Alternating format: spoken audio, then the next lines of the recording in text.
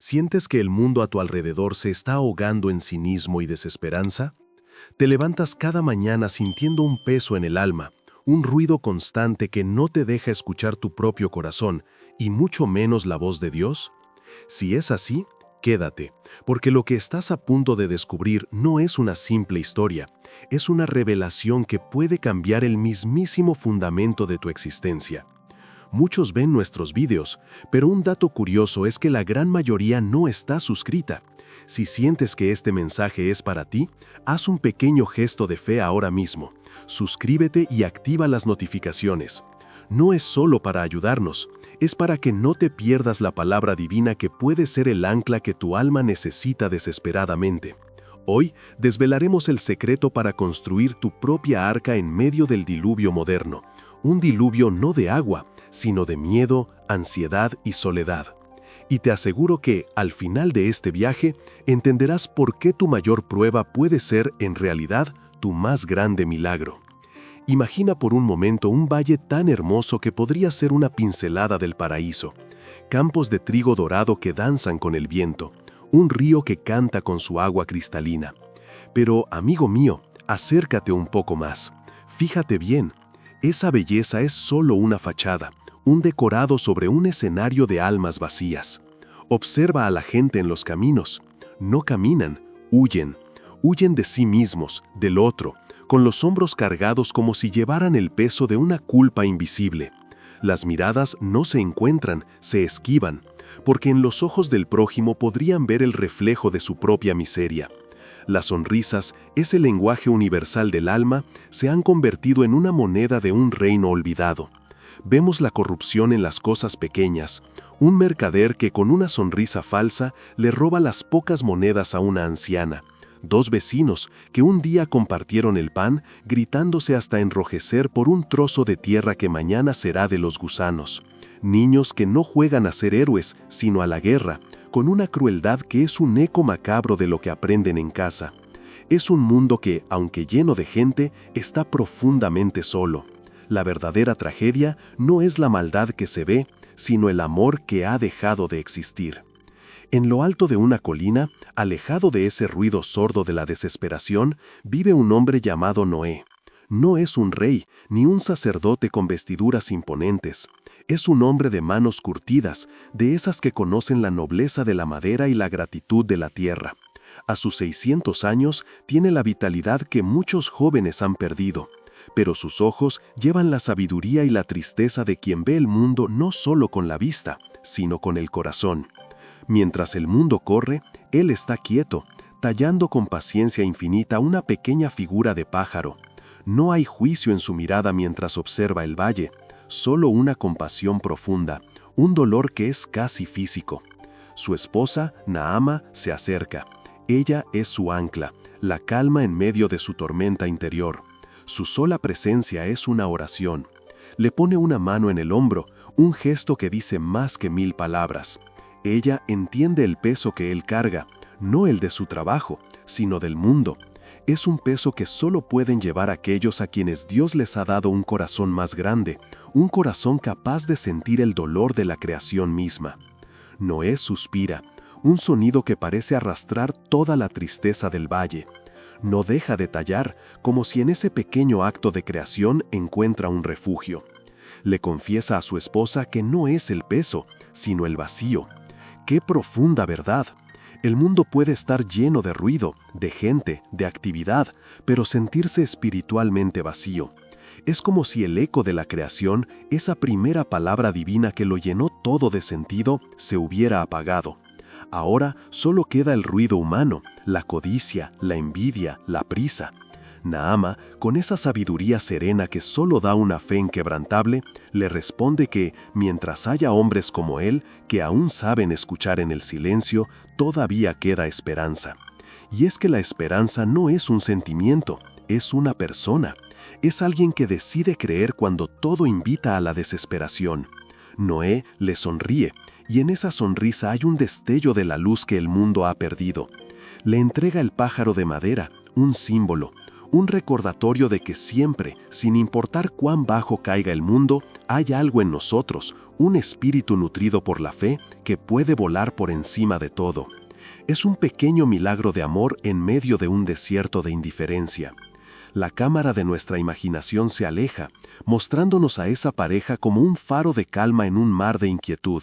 Son un testimonio viviente de que la verdadera fortaleza no está en construir muros más altos, sino en cultivar un jardín interior de paz y conexión con Dios. El sonido del valle llega hasta ellos, pero no es un sonido de vida, de comunidad, de alegría.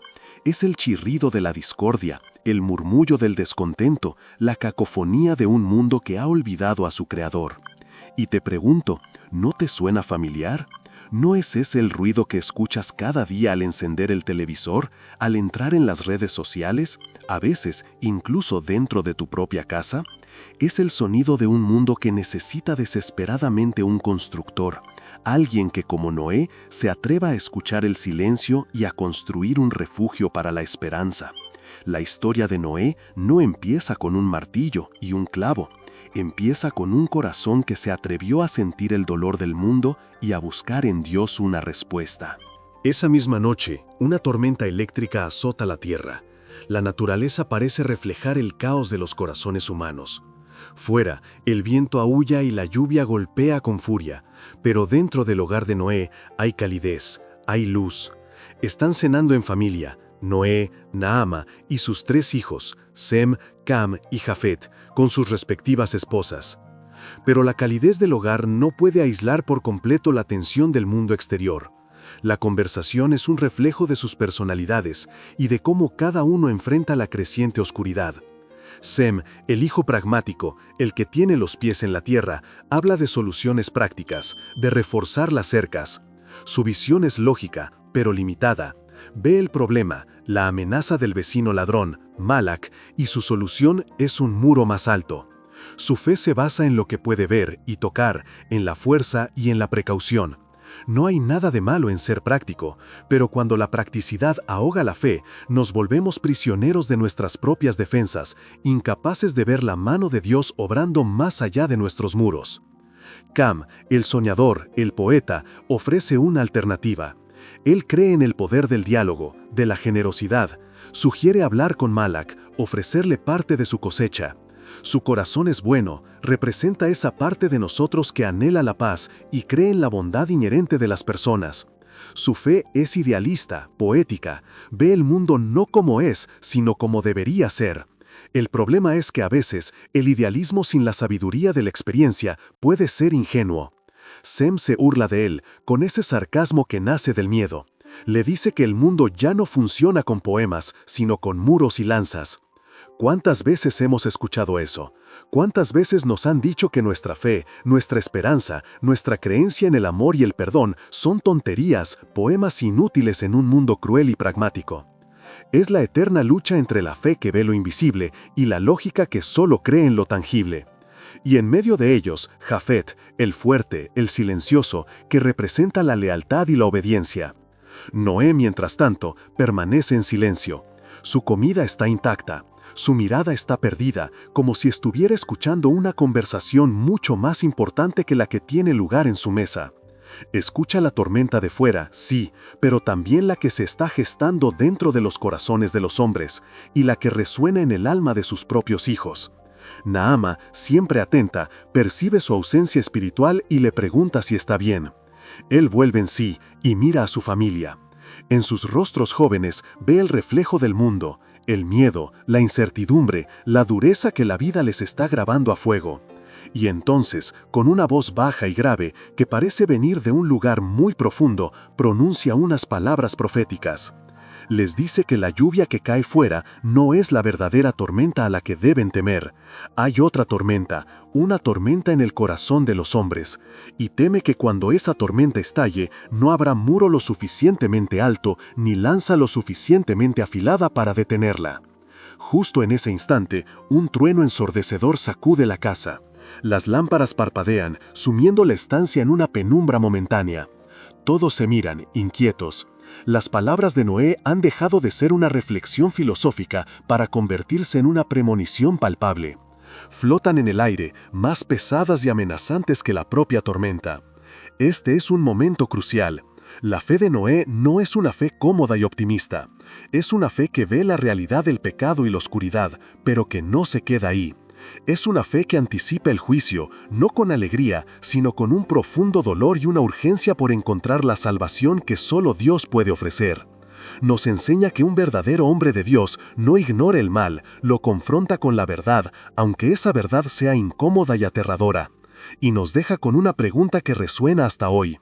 ¿Estamos construyendo defensas contra la tormenta equivocada? Cuando la tormenta física ha pasado, al amanecer, el mundo parece limpio, renovado, el aire es puro. Pero Noé sabe que la verdadera tormenta, la espiritual, sigue gestándose. Sube solo a la cima de la colina más alta. Es su lugar de encuentro, su santuario personal. Allí no reza con palabras elocuentes ni con posturas estudiadas. Su oración es un estado del ser, una comunión silenciosa y total con su Creador. Cierra los ojos y se sumerge en esa presencia que es más real para él que el suelo bajo sus pies. Es en ese silencio, en esa entrega total, donde Dios habla. De repente, una voz resuena. No es un sonido que entre por sus oídos, sino una certeza que florece en su mente, una palabra divina tan clara, tan abrumadora, que lo hace caer de rodillas. Es una voz que es a la vez íntima, como un pensamiento propio, y retumbante, como el trueno de la creación. Es la voz inconfundible de Dios. La voz le revela la profunda tristeza de Dios por su creación. El mundo se ha deshecho, la bondad es una ruina, el amor es un susurro ahogado por el grito del egoísmo. Y Dios anuncia su decisión, va a lavarlo todo, va a empezar de nuevo.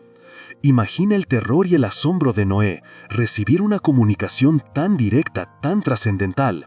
Abre los ojos, con el corazón latiéndole desbocado en el pecho. Mira sus manos, temblorosas, las manos de un simple trabajador. Y en su humildad susurra al viento una pregunta que todos los llamados por Dios se han hecho. ¿Quién soy yo para escuchar esto? Soy un simple carpintero, un labrador, no soy un profeta, ni un rey. Y es aquí donde encontramos una de las lecciones más hermosas de la Biblia.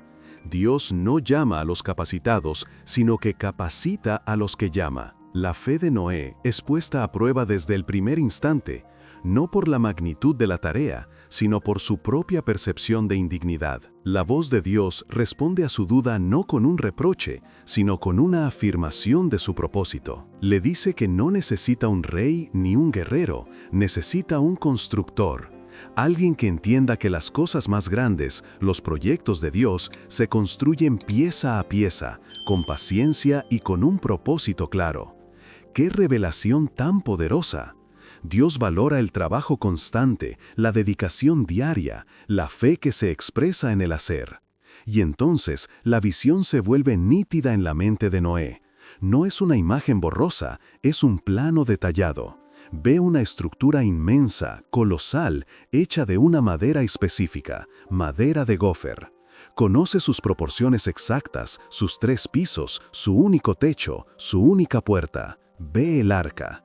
La palabra divina no es solo una idea, es una instrucción precisa.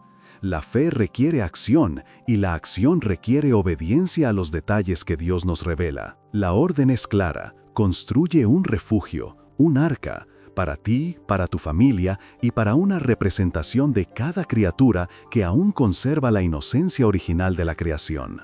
Y la razón es aterradora: se acerca un diluvio que borrará todo lo que ha sido. Noé se levanta. En su interior se libra una batalla entre el terror absoluto y un extraño y nuevo sentido de propósito. Su vida, la de un hombre bueno en un mundo malo, acaba de encontrar su misión definitiva. Mira hacia el valle, hacia el cielo azul y despejado. No hay ni una sola nube. La idea de un diluvio es una locura, una imposibilidad lógica y meteorológica. Sin embargo, la certeza en su corazón, esa palabra divina que ha recibido, es más real, más sólida que la propia tierra que pisa. Su increíble viaje de fe no ha comenzado con el primer golpe de martillo, sino en este preciso instante, con la aceptación de esta tarea increíble, aterradora y absolutamente divina. El primer paso para cualquier milagro es creer que es posible, en contra de toda evidencia. Pasan los meses y la visión de la colina se ha transformado en el sonido de las hachas resonando en el bosque. Noé y sus hijos Sem, Cam y Jafet talan árboles gigantescos. El trabajo es brutal, agotador, una prueba diaria no solo para sus músculos, sino para su fe. Cada árbol que cae es un acto de obediencia a una orden que solo su padre escuchó. Sem, el pragmático, trabaja con una eficiencia que esconde un profundo resentimiento. Cada golpe de su hacha parece preguntar, ¿por qué? Apoyado en su herramienta, bañado en sudor, finalmente confronta a su padre. Le dice que la gente del pueblo ya murmura, que dicen que ha perdido el juicio. Están talando el mejor bosque de la región para construir un barco gigantesco en mitad de la tierra seca. No tiene ningún sentido. La voz de Sem es la voz de la razón humana, la voz del mundo que nos rodea y que constantemente cuestiona nuestra fe. Es la lógica que exige pruebas antes de creer. Noé, sin detener su trabajo, con un ritmo constante que parece una meditación en movimiento, le responde con una sabiduría que trasciende la lógica. Le dice que el sentido no siempre se ve al principio, que a veces solo se encuentra al final del trabajo. Y entonces define la fe de una manera magistral.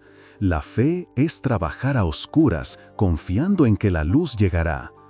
¡Qué lección para nosotros! Vivimos en una cultura que exige resultados inmediatos, que quiere entenderlo todo antes de dar el primer paso.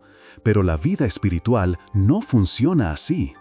Dios nos pide que empecemos a construir, a trabajar, a obedecer, y nos promete que el sentido, el propósito, la luz se revelarán en el camino. La fe no es pasiva, es un trabajo activo, una construcción diaria. Cam, el soñador, interviene. Él sí cree. Para él, no están construyendo un simple barco. Siente que cada árbol que cae es como un verso de un poema épico que Dios está escribiendo a través de ellos. Su fe es emocional, artística, ve la belleza y el simbolismo en el sacrificio. Sem, incapaz de comprender esa perspectiva, rueda los ojos con desdén. Teme que morirán de hambre leyendo los poemas de su hermano mientras el mundo se ríe de ellos. Su miedo es real, el miedo al ridículo, a la escasez, al fracaso. Es el miedo que paraliza a tantos creyentes. Y entonces Jafet, el gigante silencioso, derriba un árbol enorme con un golpe final. El suelo tiembla, se acerca a ellos y con una sencillez aplastante define su propia postura. Dice que no entiende de voces divinas ni de poemas épicos, pero que entiende de lealtad. Su padre le ha dicho que construya y él construye. Es todo lo que necesita saber. Su fe es la fe de la obediencia pura, una confianza incondicional en la autoridad espiritual que Dios ha puesto sobre él. No necesita entenderlo todo, solo necesita saber a quién seguir. Y en esta dinámica familiar vemos un reflejo de la propia iglesia, de la comunidad de creyentes. En esta escena familiar en el bosque se nos presenta un microcosmos de la fe. Tenemos la fe que duda y necesita razones, Sem, la fe que siente y se inspira, Cam, y la fe que obedece y confía, Jafet. Ninguna es perfecta por sí sola, pero juntas, bajo el liderazgo de un hombre con una visión clara de Dios como Noé, pueden lograr lo imposible. Noé los mira, a sus 3 hijos tan diferentes, y comprende algo fundamental. Su primera y más difícil tarea no es construir el arca de madera, sino mantener unida a su familia, construir un arca de unidad, paciencia y amor en medio de las dudas, los miedos y las diferentes personalidades. El gran proyecto de Dios siempre comienza en casa. Antes de poder ofrecer un refugio al mundo, debemos asegurarnos de que nuestras propias familias sean un refugio de fe y esperanza. Es una llamada a la paciencia, a la comprensión y al liderazgo espiritual dentro de nuestro propio hogar. Pasan los años, 10 años de trabajo, incesante. Aquello que comenzó como un montón de troncos es ahora el esqueleto de una estructura colosal que se eleva sobre el paisaje, desafiando el horizonte. Es una monstruosidad de madera en medio de un valle verde, un monumento a una locura o a una fe incomprensible. Como es natural, atrae a curiosos y sobre todo a burlones de las aldeas cercanas. Un día, un grupo de hombres liderados por Malak, el vecino ladrón de agua, se acerca. Su presencia destila cinismo. Se apoyan en las vigas, riendo a carcajadas, incapaces de procesar lo que ven. Malak, con un tono burlón, le grita a Noé, preguntándole a qué océano piensa navegar con su palacio de madera, si acaso al gran océano de la estupidez. Las risas de sus hombres son como martillazos en el corazón de la familia de Noé. Es la prueba de la humillación pública, una de las más difíciles de soportar para cualquiera que emprende un camino de fe. Noé, cubierto de serrín y sudor, no se inmuta. Noé los mira, a sus 3 hijos tan diferentes, y comprende algo fundamental. Su primera y más difícil tarea no es construir el arca de madera, sino mantener unida a su familia, construir un arca de unidad, paciencia y amor en medio de las dudas, los miedos y las diferentes personalidades. El gran proyecto de Dios siempre comienza en casa. Antes de poder ofrecer un refugio al mundo, debemos asegurarnos de que nuestras propias familias sean un refugio de fe y esperanza. Es una llamada a la paciencia, a la comprensión y al liderazgo espiritual dentro de nuestro propio hogar. Pasan los años, 10 años de trabajo incesante. Aquello que comenzó como un montón de troncos es ahora el esqueleto de una estructura colosal que se eleva sobre el paisaje, desafiando el horizonte. Es una monstruosidad de madera en medio de un valle verde, un monumento a una locura o a una fe incomprensible. Como es natural, atrae a curiosos y sobre todo a burlones de las aldeas cercanas. Un día, un grupo de hombres, liderados por Malak, el vecino ladrón de agua, se acerca. Su presencia destila cinismo. Se apoyan en las vigas, riendo a carcajadas, incapaces de procesar lo que ven. Malak, con un tono burlón, le grita a Noé, preguntándole a qué océano piensa navegar con su palacio de madera, si acaso al gran océano de la estupidez. Las risas de sus hombres son como martillazos en el corazón de la familia de Noé. Es la prueba de la humillación pública, una de las más difíciles de soportar para cualquiera que emprende un camino de fe. Noé, cubierto de serrín y sudor, no se inmuta. Sigue trabajando, aplicando con cuidado la resina en las juntas, como si esos hombres ni siquiera existieran. Su calma no es una pose, es el fruto de una convicción profunda. Con una tranquilidad que desarma, sin siquiera mirarlos, responde: «Construyo para la lluvia que viene». Su respuesta es simple, directa y profética. Malak se ríe aún más fuerte. ¿La lluvia? Le espeta que no ha llovido de verdad en 2 años, que los ríos se están secando. Le acusa de malgastar la mejor madera del mundo en esa locura, cuando podría estar construyendo cosas útiles como casas o graneros. La crítica de Malak es la voz del materialismo. Para él, lo útil es lo que sirve para el aquí y el ahora, lo que se puede medir en términos de riqueza o comodidad. No puede concebir un propósito más elevado, una utilidad espiritual. No entiende que la verdadera utilidad de nuestras vidas se mide por nuestra obediencia a Dios, no por la aprobación del mundo. Es entonces cuando Noé se detiene. Deja su trabajo por un instante y finalmente lo mira a los ojos. Su mirada no es de ira ni de desprecio, sino de una serena autoridad. Le dice que, a veces, lo más útil que podemos construir es un refugio para la esperanza, aunque nadie más vea la necesidad. En esa frase se resume todo. El arca no es solo un barco, es un símbolo. Es la materialización de la esperanza en un mundo que ha decidido no tenerla. Es un acto de fe que declara que el futuro de Dios es más real que el presente del hombre. Es construir un futuro de salvación en medio de un presente de perdición. Malak, incapaz de comprender, lo tacha de loco y le advierte que no venga a pedir ayuda cuando su locura los lleve a la ruina. Se van, riendo, dejando tras de sí un veneno de duda y vergüenza. Cam aprieta los puños, lleno de una ira justa. Sem baja la cabeza humillado. Noé no mira a los burlones que se van. Observa su creación, el arca. Para él no es solo madera y brea. Es la manifestación física de su fe contra un mundo entero de incredulidad. Cada viga que han levantado es un argumento contra la desesperanza. Cada clavo que han martillado es una oración silenciosa, un amén dicho con el sudor de su frente. Esta escena nos enseña una lección vital para nuestro propio camino.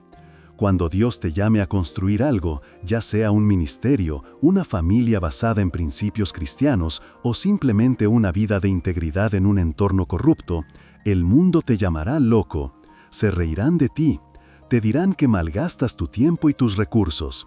Pero tú debes recordar las palabras de Noé. Estás construyendo algo útil, lo más útil de todo, un refugio para la esperanza. Y cada burla que soportes, cada acto de obediencia que realices en secreto, es un clavo más en tu arca, una declaración de que confías más en la palabra divina que en el ruido del mundo. El tiempo sigue su curso implacable. 50 años, medio siglo construyendo bajo un sol que no da tregua y un cielo que no ofrece ni una nube de promesa.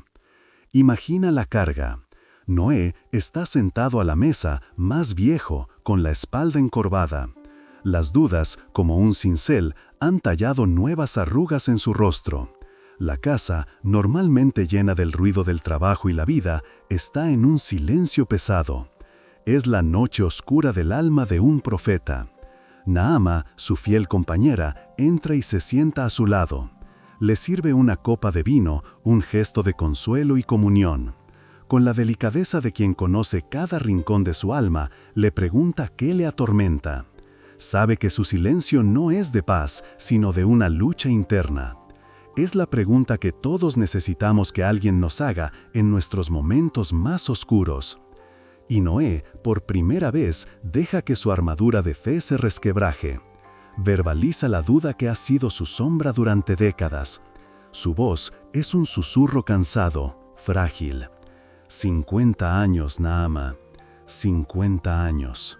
Le habla de sus manos destrozadas, de su espalda doblada, de sus hijos que han envejecido esperando una promesa que nunca llega. Y el cielo, ese cielo que debería ser su señal, sigue insultantemente azul, despejado.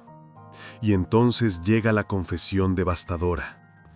A veces pienso que quizá Malak tenía razón, que estoy loco, que la voz que escuché fue solo el eco de mi propio miedo por este mundo.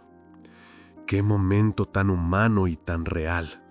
El gran patriarca de la fe, el hombre que habló con Dios, duda de su llamado, de su cordura, de Dios mismo. Y esto, lejos de debilitar su figura, la engrandece. Nos muestra que la fe no es la ausencia de duda, sino la perseverancia a pesar de ella. Nos da permiso para tener nuestras propias noches oscuras. Naamá no le ofrece falsas promesas ni le recita versículos de memoria. Hace algo mucho más poderoso. Toma sus manos callosas, esas manos que han construido la esperanza del mundo, entre las suyas. Su tacto es un ancla. Le pide que la mire a los ojos y le hace una pregunta que lo cambia todo.